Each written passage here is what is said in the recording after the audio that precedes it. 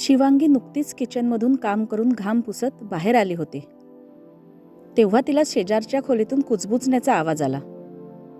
शिवांगीने खोलीत जाऊन पाहिले तर तिच्या सासूबाई सविताजी त्यांच्या मुलीशी फोनवर हळू आवाजात बोलत होत्या. बेटा सुमन, आमचं काय आहे, आज नाही तर उद्या आम्ही जाऊ, पण सासूला चांगलं खाऊ पिऊ घालण्याची समज तुझ्या वहिनीला पाहिजे होती. ती नुसती भाजीपोळी वरण भात बनवत राहते. मला सांग, रोज रोज हे कसे खायचे? तुझी वहिनी सकाळी 7 वाजता उठते. घरची लक्ष्मी कशी सकाळी सूर्योदयापूर्वी उठली पाहिजे, पण तिला कोण समजवणार?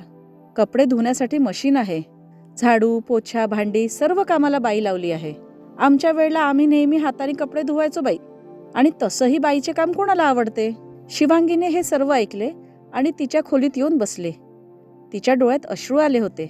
तिला आठवले की ती लग्न करून जेव्हा या घरात आली त्यावेळेला सविताजी आणि सुमन यांनी तिला कधीही सुनेचा मान दिला नाही, बाकीच्यांना पण देऊ दिला नाही. पती शरद देखील शिवांगीला नेहमी बोलायचा. तिच्या नवऱ्यानेही तिला साथ दिली नाही याचं शिवांगीला जास्त दुःख वाटायचं, आणि उलट तिच्या आई आणि बहिणीच्या प्रभावाखाली तो आपला राग शिवांगीवर काढायचा. एके दिवशी सविताजींचा राग इतका वाढला की त्यांनी शिवांगीच्या आईवडिलांबद्दल वाईटही बोलले, पण शरद मात्र शांतपणे ऐकायचा किंवा आईला साथ द्यायचा. आता शिवांगीला टोमणे ऐकायची सवय झाली होती. शिवांगीला राग आला नाही असं नाही, पण उलट बोलणे हे तिच्या संस्कारात नव्हते. शिवांगीच्या मनात अस्वस्थता होती. ती तिच्या आईवडिलांच्या घरीही सांगू शकत नव्हते. तिचे आईवडीलही म्हातारे झाले होते, त्यामुळे त्यांना कसलेही टेन्शन द्यायचे नाही. पती शरदची बदली दुसऱ्या शहरात झाली, त्यामुळे दोघेही तिथे स्थायिक झाले. त्यांना दुसऱ्या शहरात येऊन फक्त 6 महिने झाले होते. तेव्हा सासू सविताजींना हृदयविकाराचा झटका आला, आणि सविताजींचे ऑपरेशन झाल्यावर सासू आणि सासरे यांना शरदने आपल्या जवळच आणले. त्यांच्या मुलीचे सुमनचे लग्न झाले होते, त्यामुळे आता सविताजी आपल्या मुलीला फोनवर संपूर्ण रामकथा सांगायच्या. जेव्हा 4 वर्षाची सोनू मम्मा मम्मा म्हणत खोलीत आली तेव्हा शिवांगी आपल्या तंद्रीतून बाहेर आली आणि तिने सोनूला आपल्या मांडीवर घेतले आणि तिच्याशी खेळू लागले. सविताजी म्हणाल्या, शिवांगी, जेवण तयार असेल तर वाढ. शिवांगीने स्वयंपाकघरातून वरण भात भाजी पोळी आणले. इतक्या शरद पण डायनिंग टेबलवर येऊन बसला. शरदला पाहताच सविताजी म्हणाल्या, आजकाल मला जेवणात चवच येत नाही रे. हे आजारी असल्यासारखे अन्न रोज खायला जमत नाही. शरद म्हणाला, आई, डॉक्टरांनी तुला तळलेले आणि मसालेदार पदार्थ खाण्यास मनाई केली आहे, म्हणून शिवांगी रोज हे जेवण बनवते. आम्ही हे सगळे जेवण जेवतो. पकोडे वडे समोसे खात नाही. पण तू असा विचार करायला पाहिजे की माझ्यामुळे घरी तळलेले पदार्थ कोणीच खात नाही. गेल्या वर्षी तुझी बायपास सर्जरी झाली होती. तुझ्या हृदयाच्या समस्येमुळे घरात तेल आणि तुपाचा वापर खूप कमी झाला आहे. आम्ही देखील ते खात नाही.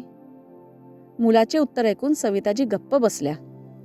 दुसऱ्या दिवशी सकाळी शिवांगी कपडे धुण्यासाठी मशीन लावत होती. तेव्हा सविताजी म्हणाल्या, सुनबाई, तू रोज हे मशीन लावतेस, माहित आहे का तुला किती बिल येते? शरद ऑफिसची तयारी करत होता.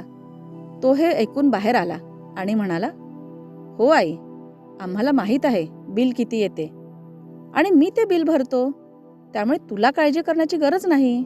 आणि शिवांगी दिवसभर जर कपडे आणि भांडी करत बसेल तर मग बाकी कामे ती कधी करणार? त्यामुळे सविताजी पुन्हा गप्प बसल्या. शिवांगीसाठी हे आयुष्यातील सर्वात आनंदाचे क्षण होते, जेव्हा तिच्या पतीने शरदने तिला साथ दिली.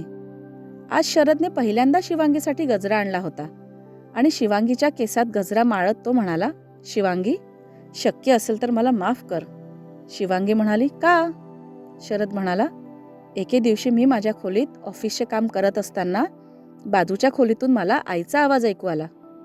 ती सुमनला तुझ्या विरोधी गोष्ट सांगत होते, आणि मी खोलीतून बाहेर आल्यावर तुला हे सर्व ऐकताना पाहिले, आणि तुला आपल्या खोलीत जाऊन रडताना सुद्धा पाहिले.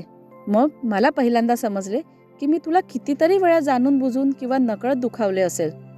शिवांगी म्हणाली, तुम्ही मला समजून घेतले आणि साथ दिली. हा माझ्या आयुष्यातील सर्वात आनंदाचा क्षण आहे, तो मी कधीही विसरणार नाही. तर ही स्टोरी तुम्हाला कशी वाटली हे कमेंट बॉक्समध्ये लिहून नक्की कळवा, आणि जास्तीत जास्त लोकांपर्यंत पोहोचवा. तसेच व्हिडिओला लाईक करा, आणि अशाच मोटिवेशनल व्हिडिओसाठी आमच्या यूट्यूब चॅनलला सबस्क्राईब करा. धन्यवाद.